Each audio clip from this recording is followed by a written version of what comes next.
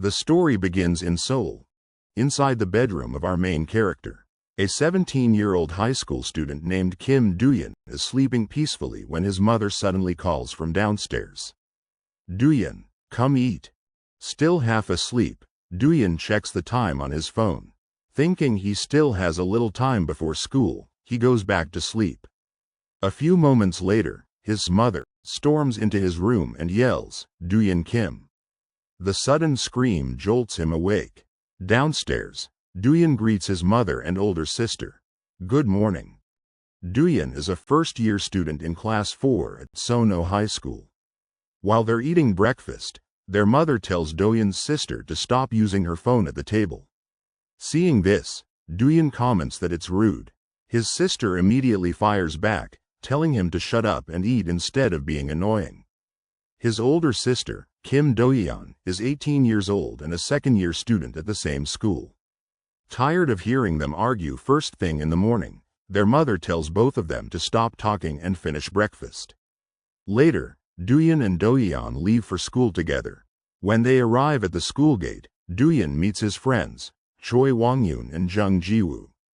Wongyun teases Doyun, saying he and his sister seem to get along since they came to school together. Doyun immediately denies it, not even close. He explains they only came together because they were buying a birthday present for their father. As the three friends walk toward their classrooms, they notice a large crowd of students gathered nearby. Curious, they decide to see what's happening. To their surprise, a strange black circle has appeared on the ground. Wongyun freezes. "A black circle? Inside the school?" Jiwoo explains that anyone who enters a black circle never comes back. According to reports, more than 1,000 people have already disappeared after entering these mysterious circles that have been appearing randomly around the world. Fortunately, nobody had entered this one. Soon, security guards arrive, disperse the crowd, and order everyone back to class. Later that day, their teacher begins explaining the black circle phenomenon. These mysterious holes have recently started appearing all over the world. They ignore gravity completely and can appear anywhere. In the air, underground, or even on ordinary surfaces. Some are only a few centimeters wide. Others are large enough to swallow an entire car. Despite countless investigations, nobody knows what lies beyond them. Scientists have also discovered that any electronic device taken inside immediately stops working, completely cutting off communication with the outside world. The teacher then mentions a recent incident where 5 children entered a black circle and disappeared without leaving a single trace. He warns everyone to stay away from any black circle they encounter and report it immediately. After school, Doyun and his sister return home. That evening, the family celebrates their father's birthday together. When he receives their presents, he becomes emotional. Holding back tears, he smiles and tells his children that as long as they're healthy, that's the greatest gift he could ever receive. For a moment, they look like any ordinary, happy family.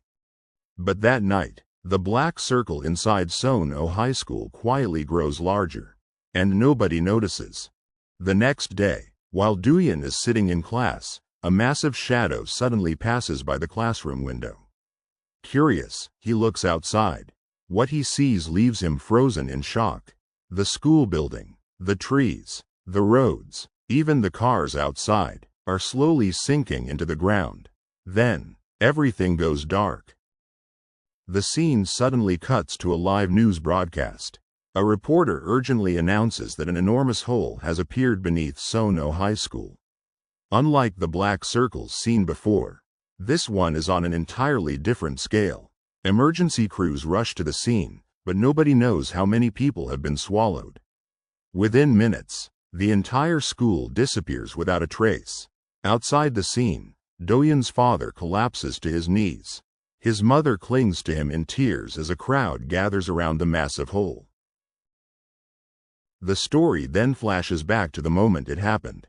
Just a few minutes earlier, everything at school was completely normal. Some students were playing soccer. Others were chatting with friends. Suddenly, someone shouts, "Hey, watch out, in front of you." A student turns toward the voice just in time to see several classmates falling into a black circle. She immediately looks toward the school, only to watch the entire building sink into the enormous hole. According to the surviving students, the gigantic black circle appeared without warning and swallowed the entire school.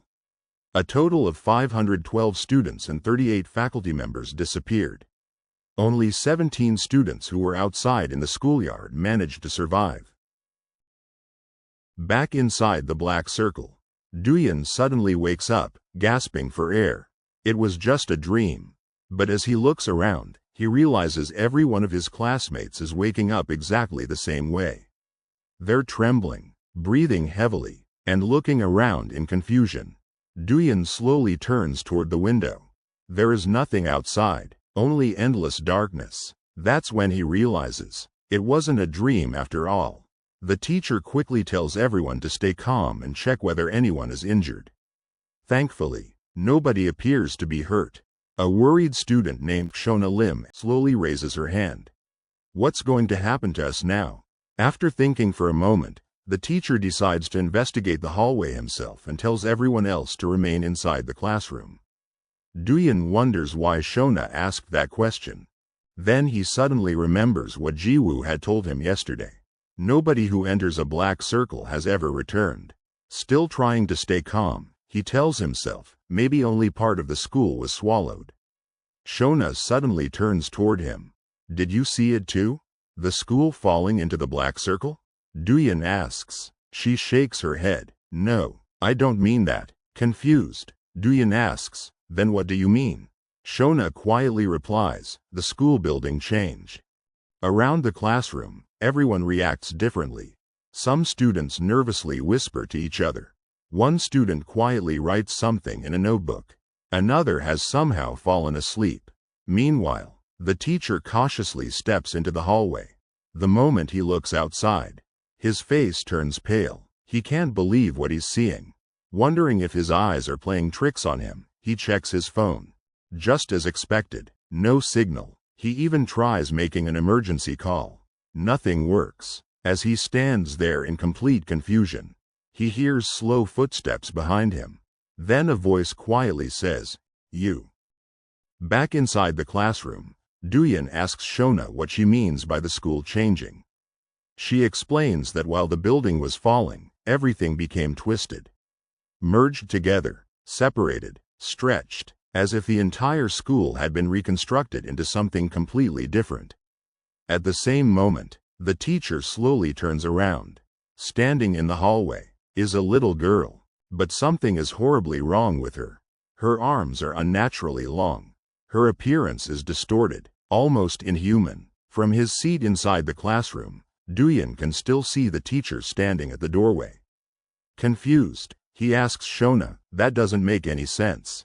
How could the entire school be rearranged? Outside, the teacher cautiously speaks to the girl. Who are you? What happened to your arms? Are you hurt? The girl's expression suddenly twists into something terrifying. She slowly raises one finger. Its nail long enough to look like a blade. Then she points directly at the teacher. You wandered during class. The teacher looks confused. What does that? Slash. Before he can finish his sentence, the girl's arm shoots forward. His head is severed instantly. The entire class witnesses the horrifying scene. For a brief moment, nobody moves. The teacher's headless body collapses in front of the classroom door. A terrified scream echoes through the room, waking the students who hadn't seen what happened.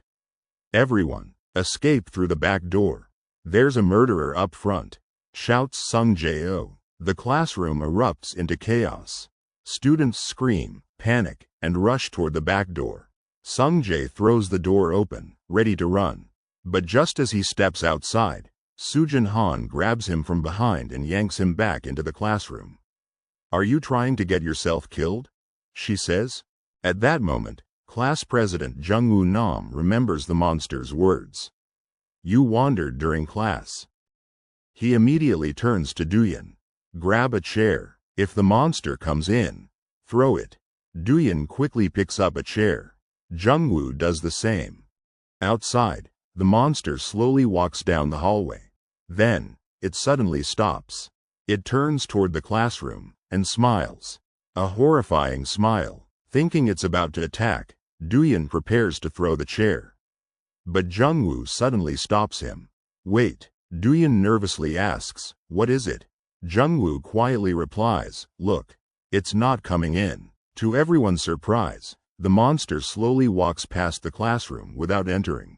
The school bell rings. 10 minutes have passed since Seon-O High School was swallowed by the Black Circle. 10 minutes since their teacher was killed. For most of the students, it was the first time they had ever witnessed death. The smell of blood, the sound of bones breaking, the sight of their teacher's lifeless body.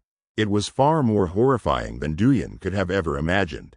Unable to do anything for their teacher, the students close the classroom door. Many of them begin crying. Not everyone had witnessed what happened in the hallway, so Jungwoo explains everything. He describes the monster, explains why he believes it couldn't enter the classroom, and tells everyone that the hallway no longer looks like their school. There are no other classrooms. Nothing outside looks familiar anymore. Wanting to confirm what Jungwoo saw, Seon-O picks up the Korean textbook. Pointing at the girl on the cover, he asks, is this the monster that killed the teacher? Yes, Jungwoo answers without hesitation. Seon-O lets out a laugh. He clearly doesn't believe it. Turning to Hyunjun Choi, he says, did you hear what Jungwoo just said? Hyunjun quietly looks at the textbook. Jungwoo insists he is certain, and reminds everyone that he wasn't the only one who saw it. Seon-O smirks. Sure, I never said I didn't believe you. Then he shrugs. The solution is simple. We kill it. It looks like a weak little kid. If it won't attack us inside the classroom, why are we sitting here like scared chickens? Let's kill it and look for the other survivors. He asks the rest of the class what they think. Sung-jae agrees. You've got a point. Nari Choi agrees as well. If all of us attack together, it might not stand a chance. Seon-O grins. So, is everyone on board? Jungwoo immediately objects. We have to consider the worst-case scenario. What if it can't be hurt physically? What if there are other dangers we don't know about? Before he can finish, Seon-O slams his hand onto the desk. Who cares? We have to do something. If you're going to reject my idea, then come up with a better one. Jungwoo stays calm. Your plan isn't bad, but someone could get hurt. And we don't want that. Our top priority should be finding a way out of the Black Circle. Seon-O scoffs. How are we supposed to get out? When there's a monster outside. He grabs a broom and raises it. Who's willing to be the bait so I can stab that thing? Sujin immediately glares at him. Do you have brain damage or something? The entire classroom falls silent.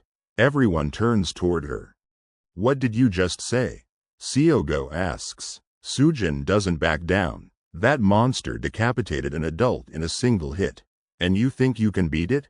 If you're so confident, you be the bait. Seon-O clicks his tongue. I don't like the way you're talking to me. You're making me want to kill you too.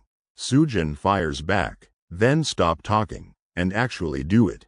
The two are just about to fight. Before things get any worse, Doyun steps between them. This isn't the time to fight. Everyone, calm down. At that moment, a quiet student named Sohan Lee, who has been writing in a notebook the entire time, finally puts down his pen. There, it's finished. He walks over to Jungwoo. Sohan? Jungwoo says. Without saying another word, Sohan hands him the notebook. Jungwoo looks at the cover and slowly reads the title aloud. How to Survive Inside a Black Circle. The entire classroom falls silent. Everyone turns toward Sohan. What is this? Jungwoo asks. And what do you mean by surviving inside a black circle? Sohan calmly replies. It means exactly what it says. We can survive here, and we can return to the outside world. He looks around at everyone in the classroom. So stop fighting, and listen. 44th period, survival class.